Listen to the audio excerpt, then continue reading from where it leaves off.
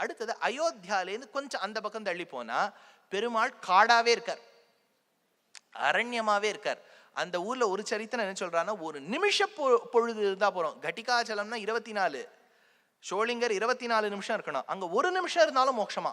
நைமிஷாரண்யத்துள் எந்தாய் அப்படிங்கிற ஒசத்தியான க்ஷேத்திரம். அப்பேற்பட்ட ரிஷிகள் சத்திரயாகம் பண்ணியிருக்கா. நீங்க ஒண்ணுமே இல்லை, பாகவத புஸ்தகம் எடுங்கோ, விஷ்ணு புராணம் எடுங்கோ, மகாபாரதம் எடுங்கோ, சத்யநாராயண பூஜா விரத புஸ்தகத்தை எடுங்கோ, புராணங்கள் எடுங்கோ. ஃபர்ஸ்ட் வரி நைமிஷாரண்யே. எல்லா ரிஷிகளும் உட்காந்துன்னு நைமிஷாரண்யத்தை பேச ஆரம்பிப்பா. அங்கேருந்து தான் புராணமே ஆரம்பிக்கும். Narration always use to happen only Naimisharanyam. அங்க சக்கர தீர்த்தம்னு ஒரு தீர்த்தம் உண்டு. அந்த ரிஷிகள் சத்திரயாகம் பண்ணணும் நினைச்ச பொழுது புல்லால் செய்யப்பட்ட சக்கரம் இந்த இடத்தில் விழ இந்த சக்கர தீர்த்தம் ஏற்பட்டது. ஸ்வயம்புவமனுடைய பத்னி சதரூபா என்கின்றவள் அவள் தவம் மேற்கொண்ட இடம் நைமிஷாரண்யம்.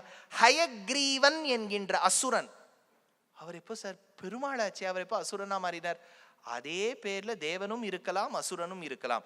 அசுரன் ஹயக்ரீவன் என்கின்றவன் பிரம்மாவினிடத்திலிருந்து வேதத்தை கடத்தி செல்ல வியாசாச்சாரியர் துளைந்த வேதங்களை மக்களுக்கு மீட்டெடுத்து கொடுக்க வேண்டும் என்பதற்காக நைமிஷாரண்யத்தில் தவம் இருந்து மறுபடியும் கிரந்தங்களை பெற்ற ஊர்.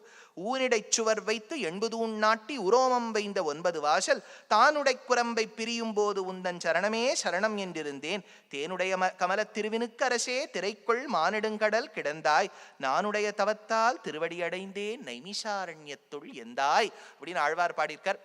இன்றைய காலகட்டத்தில் இதே வருஷம் அஹோபில மட்டம் ஸ்ரீமதி அழிசிங்கர் உத்தர அஹோபிலம்ங்கிற ஒரு அழகான ஒரு க்ஷேத்திரத்தை அங்க எழுப்பியிருக்கார். கட்டாயமா நீங்க அதையும் போய் சேவிச்சுட்டு வரணும். நைமிஷாரண்யம்ங்கிற க்ஷேத்திரம் 101வது திவ்யதேசம்.